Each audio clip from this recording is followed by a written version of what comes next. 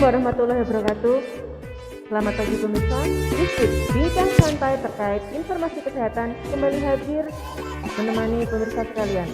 Bersama saya Karina, edisi Jumat tanggal 6 Agustus 2021. Kali ini kita berada di Posyandu Baran di Desa Boto Putih, Kecamatan Bendungan. Kali ini kita kedatangan dua narasumber, yaitu Bapak Heri SPMMK selaku Kasih Pramkes dan Pemberdayaan yang akan mengupas tentang pelayanan buka posyandu sesuai zonasi. Kemudian ada narasumber yang kedua, yaitu Ibu Nur Mufidah SGZ selaku analis gizi di Dinas Kesehatan Pengendalian Penduduk dan Keluarga Berencana. Langsung saja kita sambut narasumber yang pertama, Bapak Heri SPMMK.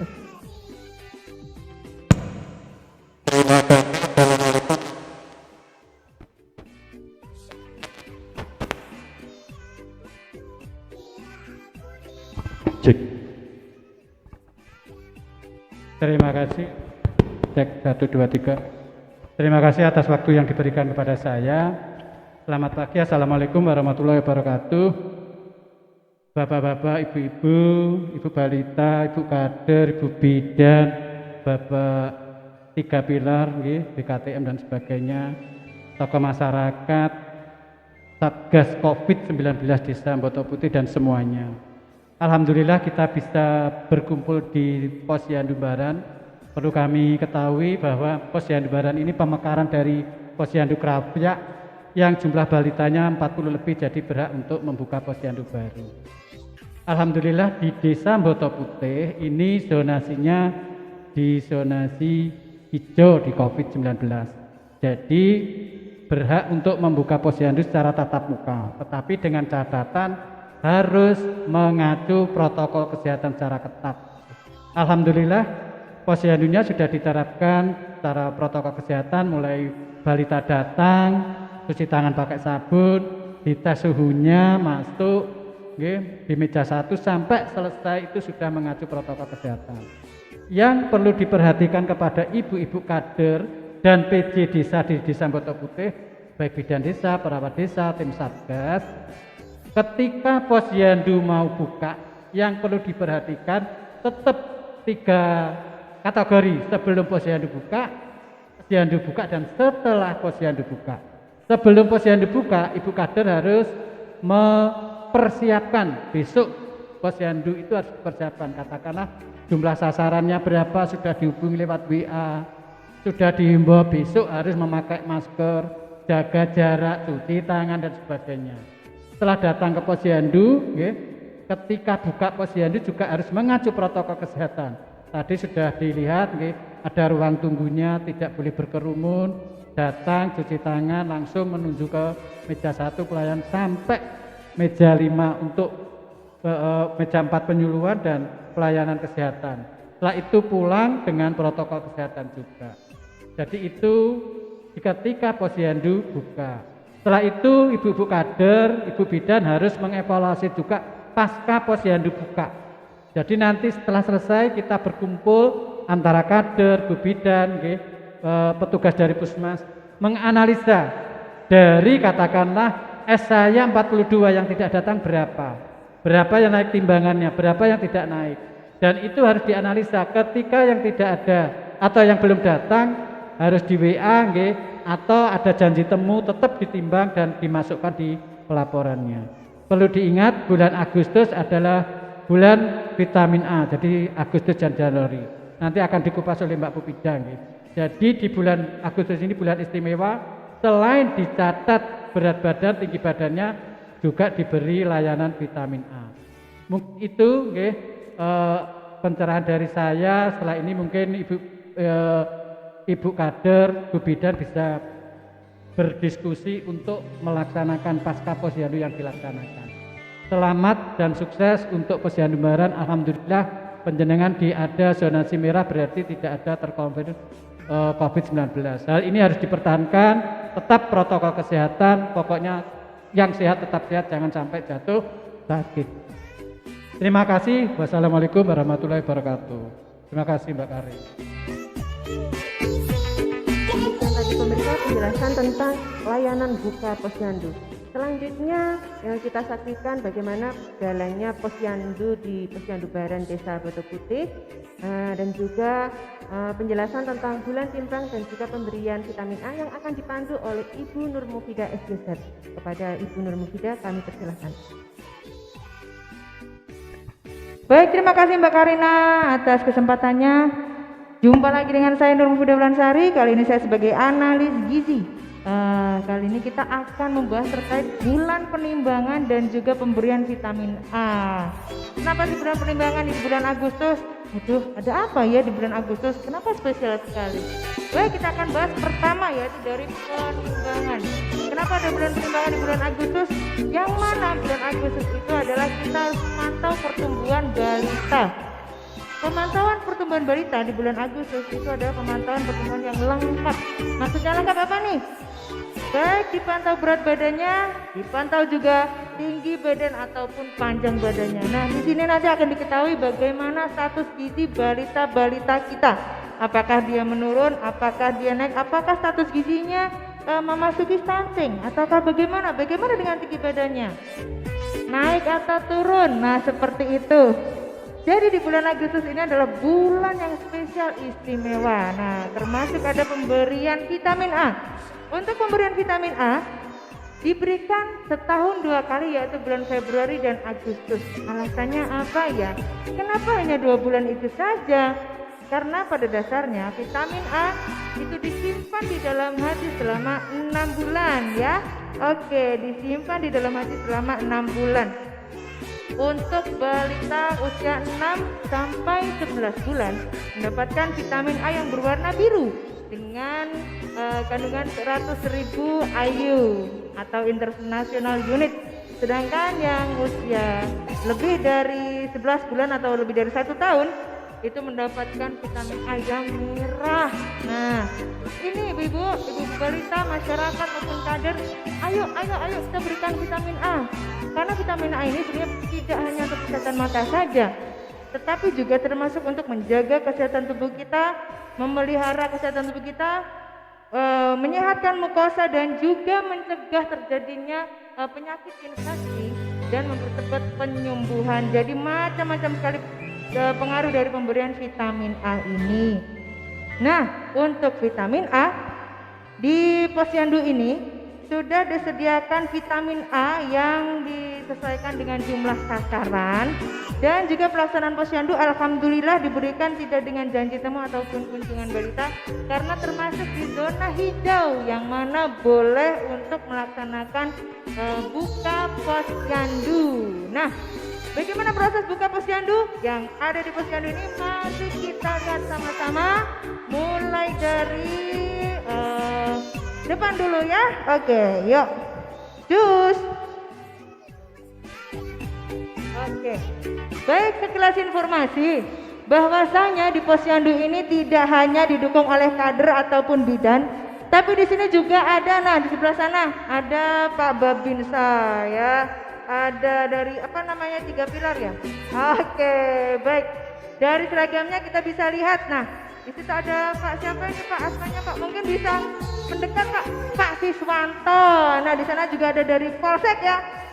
Oke, siap untuk memantau dan mengamankan kegiatan kita ini supaya tetap sesuai dengan protokol kesehatan Bapak ya. Oke, baik. Monggo mungkin bisa ke sini Pak.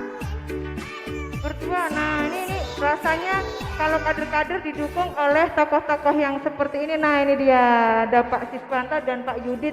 Nah, kelihatan nggak di kamera nih? Oke, baik.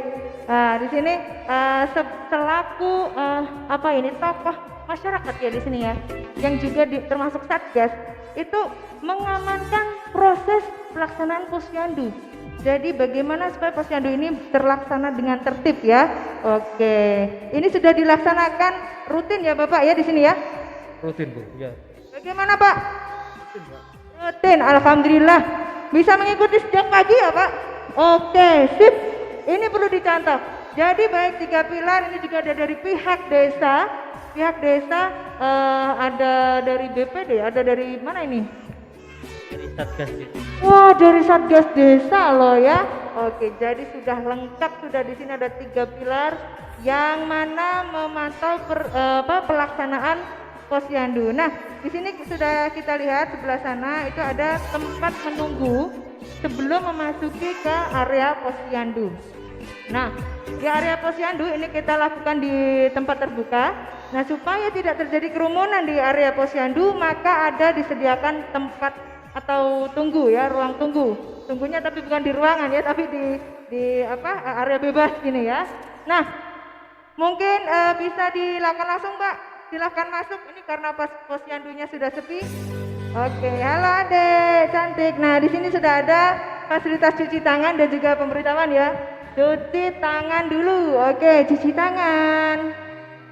Sip. Nah, dengan air mengalir ya, tentunya pakai sabun ya. Tidak hanya pakai sabun saja, tapi dicuci juga dengan air mengalir ya. Oke, dengan anaknya juga ya. Oke. Baik, selanjutnya ke sini. Nah, di sini sudah ada Satgas Desa ini berdua ya, sepasang ya. Nah, dari Mas siapa tadi namanya, Mas? Joni Andrian. Oh iya, Mas Joni Andrian. Aduh, kayak pemain sinetron ya. Nah, ini Mas Joni Andrian dan pasangannya Mbak siapa nih, Mbak? Mbak Binti. Nah, Mbak Binti yang mencatat, sedangkan Mas Joni Andrian. Oh iya, bukan Andin ya. Ya. Ada Mas Al. Oke. Di sini setelah diperiksa suhunya dan jangan lupa ini ada bukunya untuk mencatat, disediakan juga sanitizer dan sebelah sini ada untuk termometer juga. Nah, untuk sebagai cadangan ya kalau baterainya habis. Lanjut ke meja 1 ya, ke pendaftaran. Untuk di meja 1, nah ini dia sudah disediakan meja 1 untuk pencatatan pendaftaran.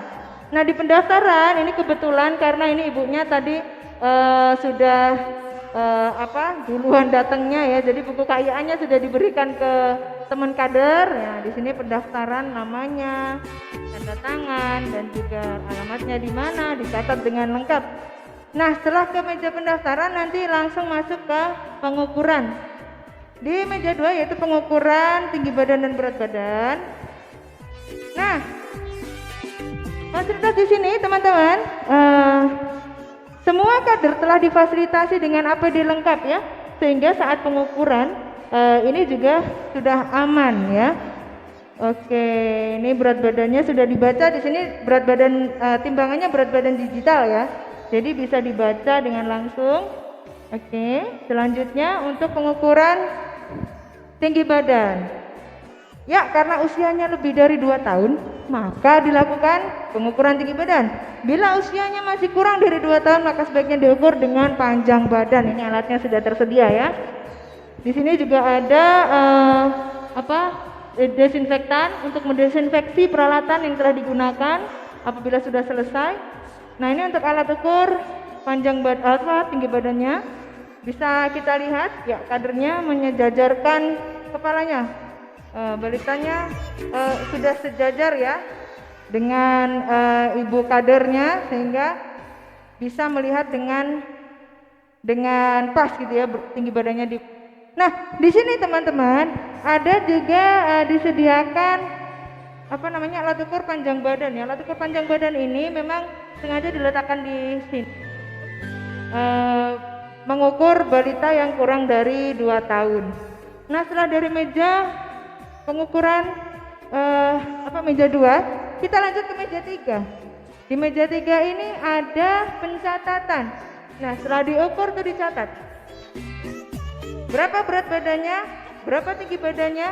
Nah, kemudian dilakukan plotting sekalian, plotting di KMS maupun di register posyandu. Nah, di sini jadi jelas nanti statusnya seperti apa, status pertumbuhannya seperti apa, apakah ini pertumbuhannya sudah normal ataukah naik berat badannya atau bagaimana, itu di sini sudah jelas. Nah, dari sini langsung menuju ke meja 4 ya. Meja 4. Nah, di sini ada meja 4, di situ sudah tersedia ada ibu bidan yang cantik jelita.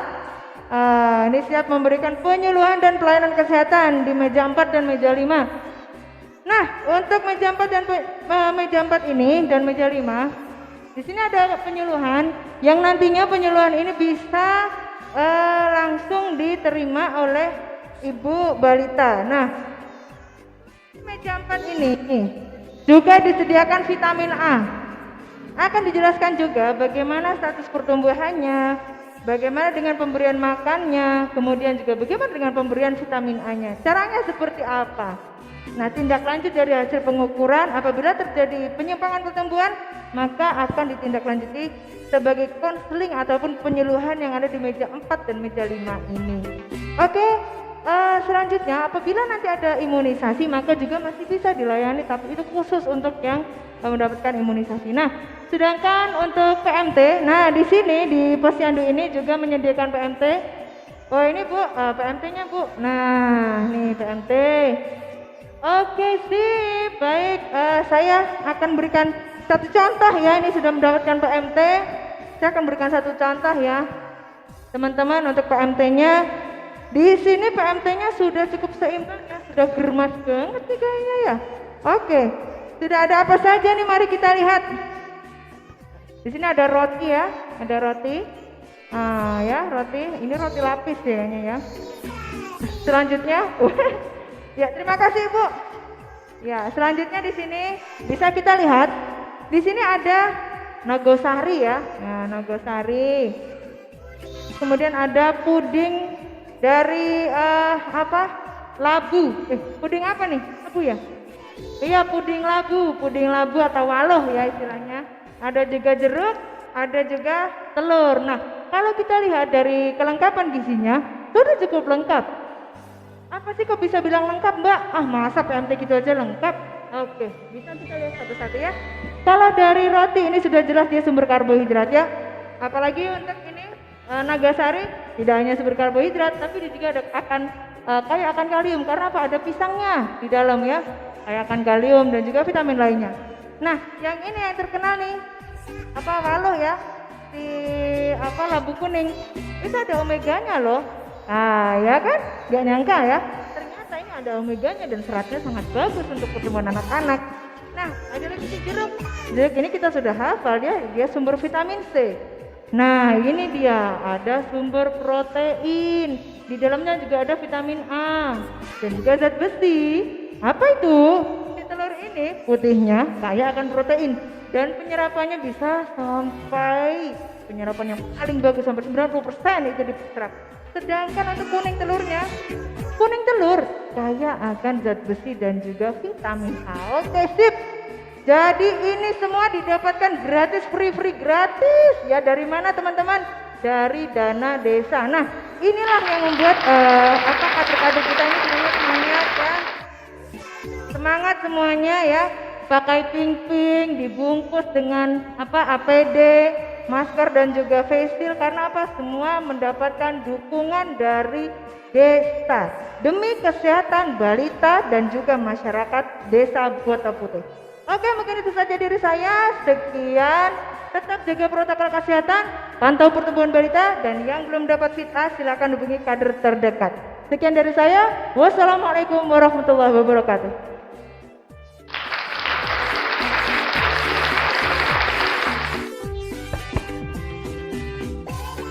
Demikian tadi pemirsa,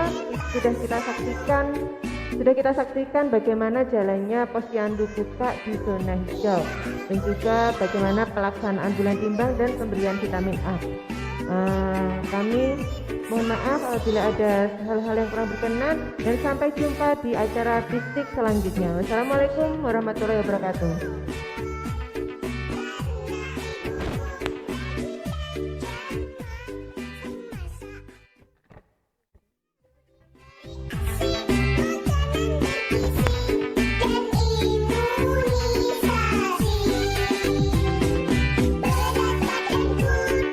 Imunisasi.